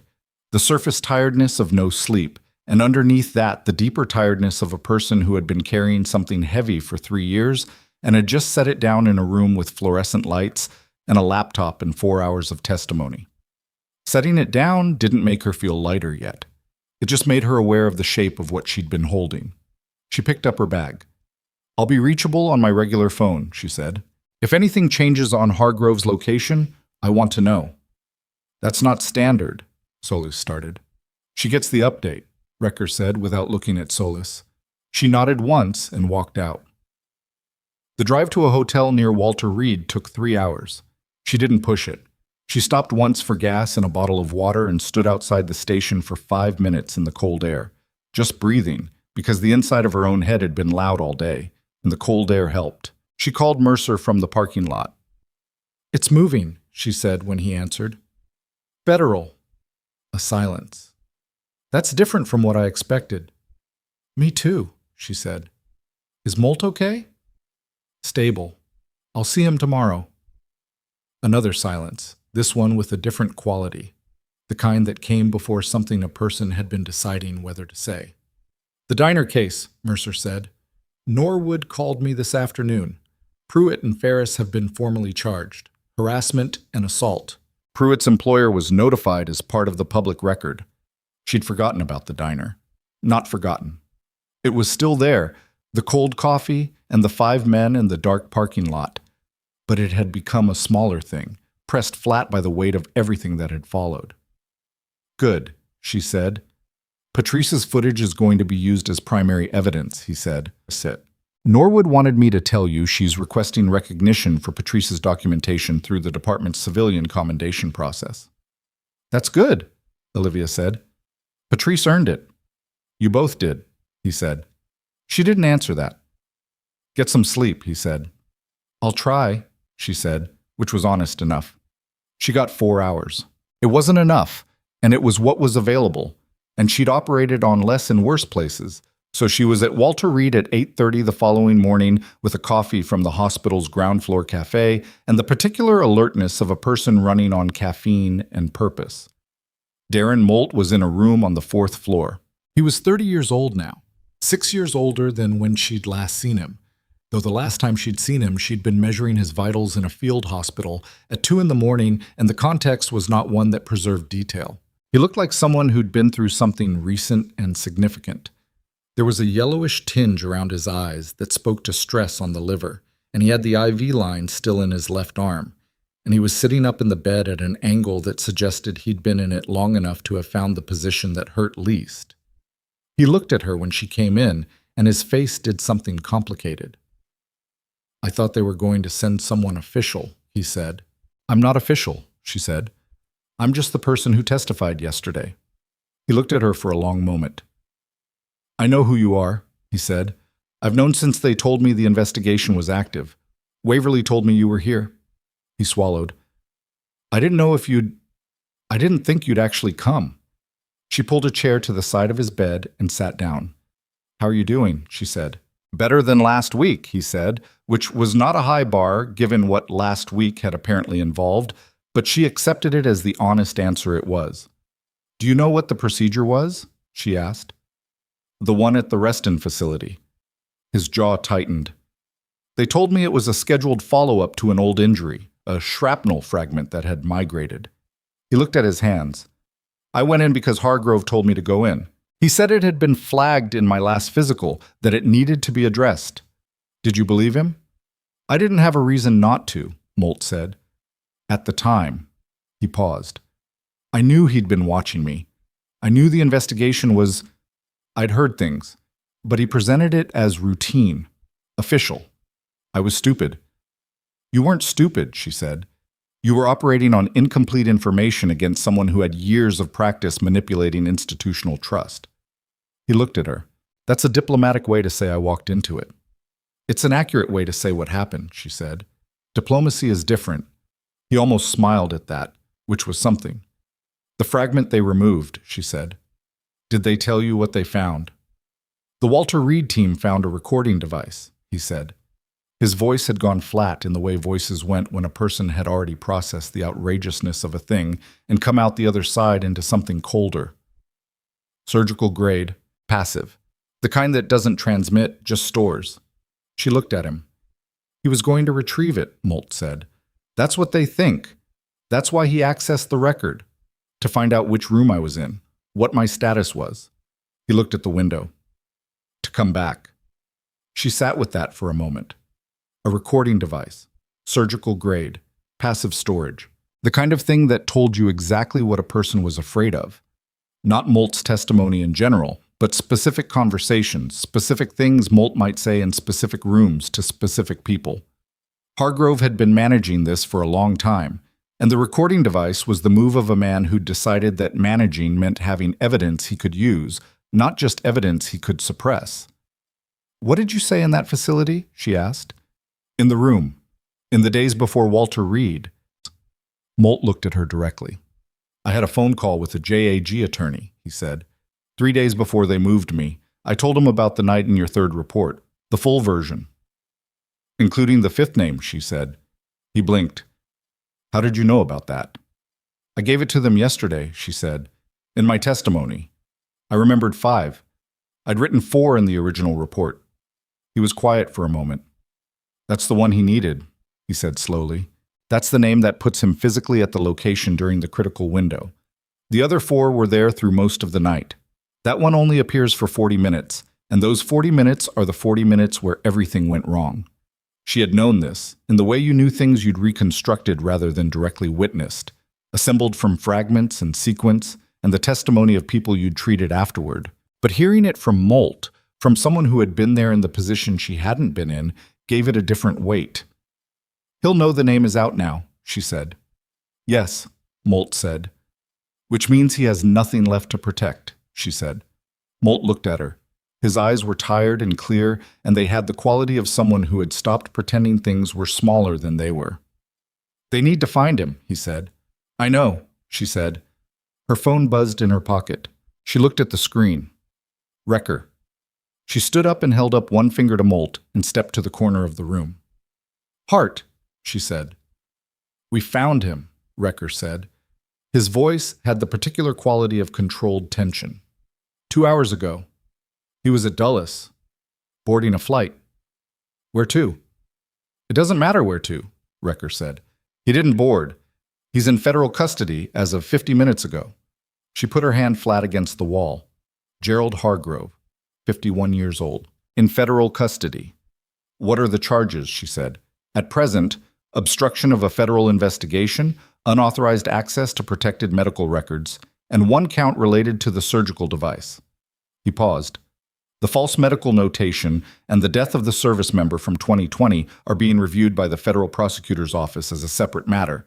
That's going to take longer, but the prosecutor indicated she intends to pursue it." She looked at the wall, at the pale institutional paint, at the small rectangle of window on the far side of Molt's room where the sky was flat gray and specific. "The suspension of his credential," she said. "When it was delayed, Drill has given a full statement," Wrecker said. "He's cooperating. His role was negligent rather than criminal. The prosecutor's office has reviewed the signature issue, and the determination is that there's insufficient evidence of intent to obstruct." A pause. "He's been removed from the liaison position and is under administrative review." Not what she would have chosen, but the system had its gradations, and the gradation between negligence and intent was one it took seriously, and she had enough experience with the difference between what she wanted and what was achievable to accept the line without arguing. "And the service member who died in 2020, she said. "His family." "The victim notification process has begun," Wrecker said. "That's handled separately through the Casualty Affairs Office. They'll be informed of the investigation and its findings." "Good," she said. "Nurse Hart." Wrecker paused in a way that told her something was coming that wasn't procedural. "For what it's worth, Sars, the testimony you gave yesterday was the piece that made this possible. The PA's documentation was significant, but it had a gap. Your testimony closed it, specifically the fifth name." She looked at Molt across the room. He was watching her, reading her face the way patients did when they were trying to determine the outcome of a conversation they couldn't hear. 3 years ago," she said to Wrecker, "a committee issued a letter of concern. That's what happened when I filed the first report." "I know," he said. "I want to make sure the people who reviewed that report and took no further action are part of the record," she said. "Not for punishment, for documentation. So there's a record of how the system handled this at each stage." A silence. "That's a reasonable request," Wrecker said. "I'll flag it to the IG's office." She hung up. She stood in the corner of Molt's hospital room for a moment with her hand still against the wall, and she let herself feel the thing she'd been holding at a distance since the night before. Not triumph, because triumph was too clean a word for something this complicated and too late. Not relief, exactly. Something that lived between those two things. Something that didn't have a precise name, but felt like the particular exhale of a person who has been holding a posture against a force that no longer exists. She walked back to the chair by Molt's bed. "They have him," she said. He closed his eyes for exactly 3 seconds. "Federal?" he asked. "Federal." He nodded. His hands, folded on the blanket, were not entirely steady. She noticed and said nothing about it, because some things were not failures to manage and did not need to be addressed. "Are you going to be okay?" she asked. "Eventually," he said. "Not immediately." He looked at her. "You?" She thought about the honest answer. "I spent 3 years in Silver Ridge," she said. "I built a life there. I have a hospital job and a rental house, and I know what the road looks like in the dark after a late shift." She looked at the window. "I don't know what I'm going to do with the part of this that's over. I haven't figured that out yet." "What part isn't over?" he asked. "The part where I go back," she said. "And I'm still just a nurse at a regional ER. And the people I work with don't know any of this. And I don't know how to be that person and also be the person who sat in that room yesterday for 4 hours." It was more than she'd planned to say. It surprised her a little, the way honesty sometimes did when you'd been careful with it for too long. Molt looked at her. When I was in that field hospital, he said slowly, I didn't know who you were. You were just someone's hands and someone's voice. You told me you had me. He paused. I've thought about that a lot, actually. How the only thing that mattered in that moment was that someone showed up and did the work, and I didn't need to know anything else about you for it to matter. He looked at his hands. You're the same person. You were both things the whole time. The problem was that other people only let themselves see one of them. She looked at him. That's not a small problem, she said. No, he agreed. It's not. She stayed for another 40 minutes. They didn't talk much, the kind of not talking that happened between people who had already said the significant things and understood that filling the remaining space was not required. When she left, she shook his hand, which was slightly formal and somehow right for the both of them, and she took the elevator down to the ground floor and walked out into the gray morning. The next 3 weeks were neither clean nor quick. The federal investigation moved at the pace federal investigations moved, which was deliberate and occasionally infuriating and ultimately thorough. Hargrove was arraigned on the initial charges 9 days after his arrest. The false medical notation case was formally added to the charge sheet by the 3rd week, making it a 6-count federal indictment that, when it became public, was covered by 3 national outlets and 2 military-focused publications. His name was on record, his rank was suspended, his pension was under review. The IG's office completed a supplementary report on the handling of Olivia's 3 original complaints. It documented, with the specific bloodless language of institutional audit, the failures at each stage, the classification of the first report, the committee's inadequate response to the second, the handling of the third. The report recommended procedural changes to the reporting pathway for medical misconduct in forward operating environments. It was not a satisfying document. It was an accurate one. Drill retained his rank pending administrative review, but lost the liaison position permanently. The review board found negligence without criminal intent, which was the determination Recker had predicted, and which she had accepted without warmth. The family of the service member who had died in 2020 was formally notified. She didn't know what was said in that notification and didn't ask, because some things were not hers to know. She hoped it was handled well. She knew hope was not a method. She drove back to Silver Ridge on a Thursday. She drove back because she had a rental house with her things in it, and 2 shifts rescheduled that she'd missed, and a life she'd built that was small and specific and hers, and the question of what to do with all of it was still not answered, but it was now a question she could sit with rather than one she was running from. She stopped at Tilden's Roadside Diner on the way in. It was mid-afternoon, the quiet time between lunch and dinner when diners settled into themselves, and Patrice, she discovered, was also there in the quiet time, refilling sugar dispensers at the counter with the methodical patience of someone who'd made peace with the repetitive requirements of the work. Patrice looked up when she came in, and her face did something immediate and unguarded. You came back, she said. I live 40 miles south, Olivia said. I was always going to come back. Patrice smiled at that. A real one, not a service industry smile. She came around the counter, and there was a moment where Olivia expected a hug, and then they both sort of half moved toward each other, and then settled on a handshake, which made Patrice laugh, a short, surprised laugh. And Olivia almost laughed too. Come sit, Patrice said. She sat in the corner booth. Not because she needed the wall at her back, or not only because of that, but because it was where she'd been, and there was something she wanted about returning to a place that had been difficult and finding it ordinary. Patrice brought coffee without asking. I heard about the charges, Patrice said, settling into the seat across from her. The 2 from that night, Pruitt and the other one. Ferris, Olivia said. Yes. Pruitt's company let him go, Patrice said. I heard that from the deputy, Norwood. She came back in last week. She told me they fired him the day after the charge was filed. Good, Olivia said. The commendation, Patrice said. She stopped, looked at the table. Norwood told me about it. The civilian commendation thing. She was quiet for a moment. I don't know what to do with that. I'm not used to someone saying that what I did mattered. Olivia looked at her. It did matter, she said. You recorded it. You called it in. You stayed present the whole time when it would have been a lot easier not to. She held Patrice's gaze. That's not a small thing. Patrice pressed her lips together, nodded once. How are you doing? She asked.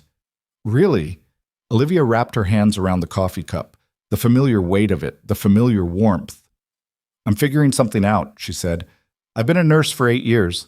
The last 3, I've mostly tried to be only that. Only the person with the shift schedule and the hospital ID and the coffee on the way home. I thought that was what I needed to be. And now, Patrice said. Now I think the problem was never that I was both things, she said. The problem was being somewhere that only made room for one of them. She looked at the window, at the parking lot, ordinary in the afternoon light. No storm, no emergency lights, just asphalt and cars in the ordinary Colorado afternoon. I'm thinking about doing some work through the IG's office, consulting, on the reporting pathway changes they're recommending. She paused. Part-time, while I keep the hospital job. Both things, Patrice said. Both things, Olivia said. Patrice refilled the coffee even though it was barely half empty, which was the particular language of people who expressed care through action rather than words. Can I ask you something? Patrice said. Ask? That night, the one who tried to come back and apologize, the big one, Pruitt, before the deputy told him to sit down. She watched Olivia. What would you have said to him if they'd let him finish? Olivia thought about it honestly. I don't know, she said. Probably nothing useful. There isn't a version of that conversation where I say something and it means anything to him at the level it would need to mean something. She looked at the table. People like that don't change because you say the right thing. They change because consequences arrive. Or they don't change at all. He lost his job, Patrice said. Yes, Olivia said. That's a consequence. She paused. Whether it changes anything depends on him. That's not mine to manage. She drank her coffee. Outside, a truck pulled into the lot. A family, 2 kids in the back pressing faces against the window glass.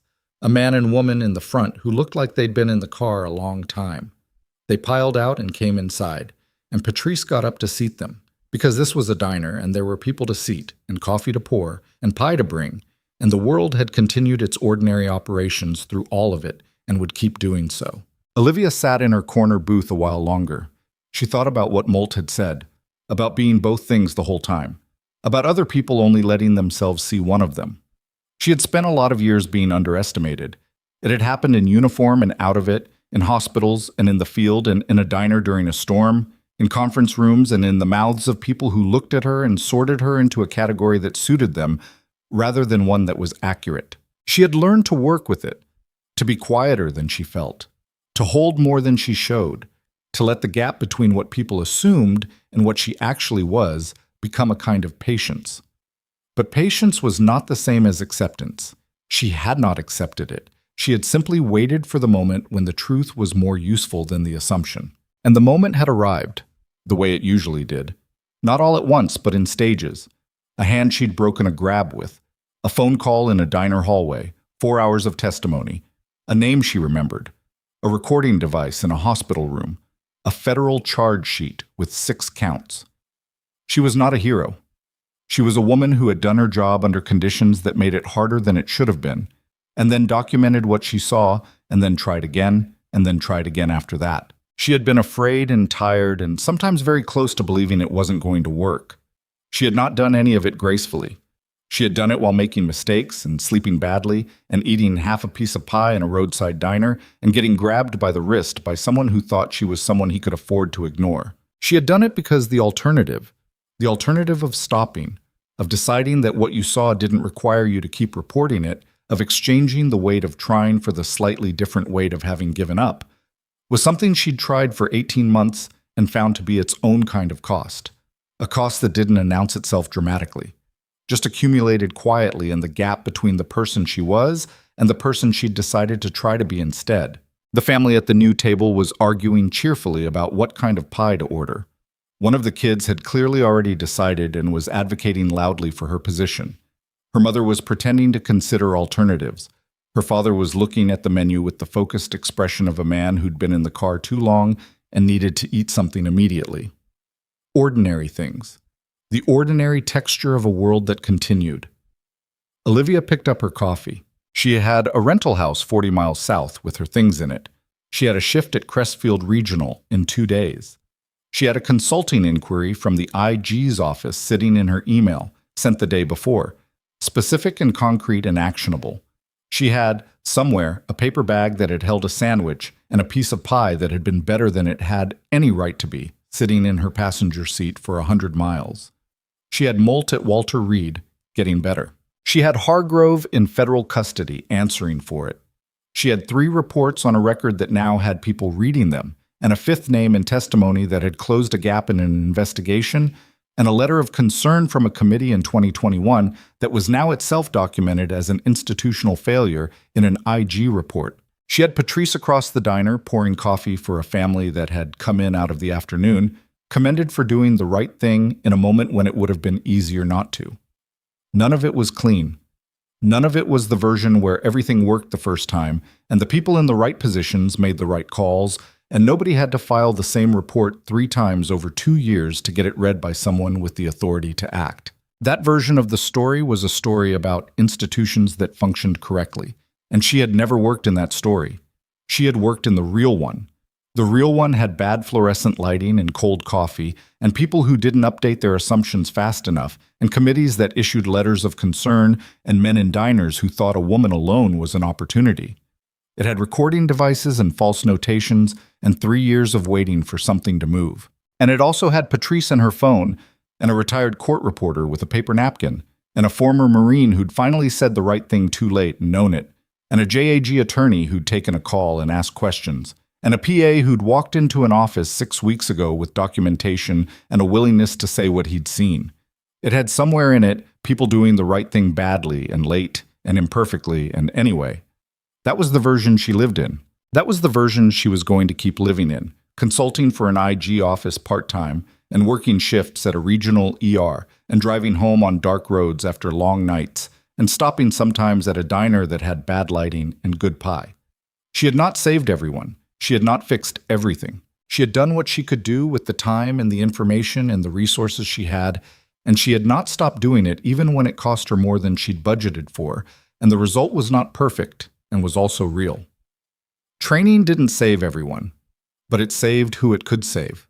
When the person doing the training didn't stop. She finished her coffee.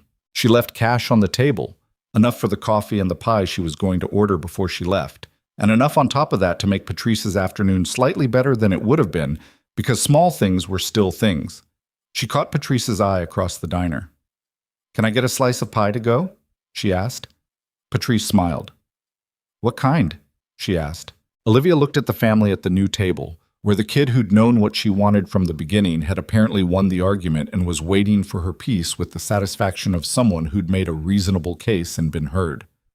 "Whatever she's having," Olivia said.